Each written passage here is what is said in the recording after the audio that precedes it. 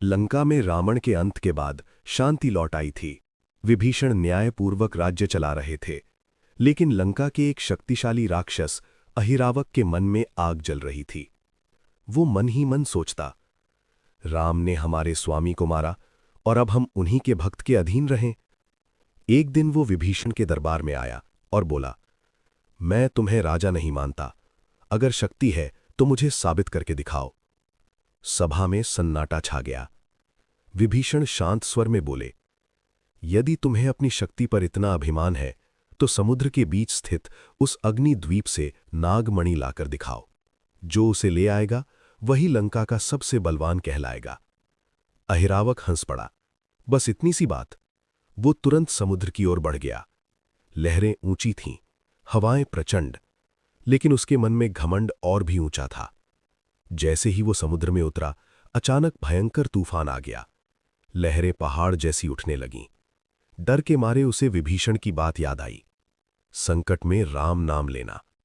पर उसका अहंकार अभी जिंदा था। वो बोला, मैं किसी राम का नाम क्यों लूं?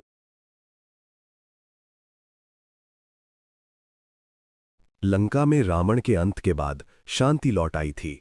विभीषण न्यायपूर्वक राज्य चला रहे थे, लेकिन लंका के एक शक्तिशाली राक्षस अहिरावक के मन में आग जल रही थी।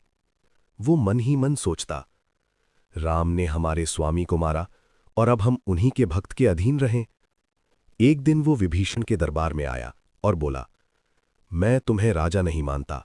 अगर शक्ति है तो मुझे साबित करके दिखाओ। सभा में सन्नाटा छा गया। विभीषण शांत स्वर में बोले, यदि तुम्हें अपनी शक्ति पर इतना अभिमान है तो समुद्र के बीच स्थित उस अग्नि द्वीप से नागमणि लाकर दिखाओ। जो उसे ले आएगा वही लंका का सबसे बलवान कहलाएगा। अहिरावक हंस पड़ा। बस इतनी सी बात। वो तुरंत समुद्र की ओर बढ़ गया। लहरें ऊंची थीं, हवाएं प्रचंड, लेकिन उसके मन में घमंड और भी ऊंचा था। जैसे ही वो समुद्र में उतरा, अचानक भयंकर तूफान आ गया। लहरें पहाड़ जैसी उठने लगीं।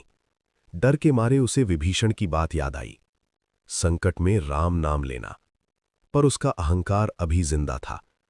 वो बोला, मैं किसी राम का नाम क्यों लूं?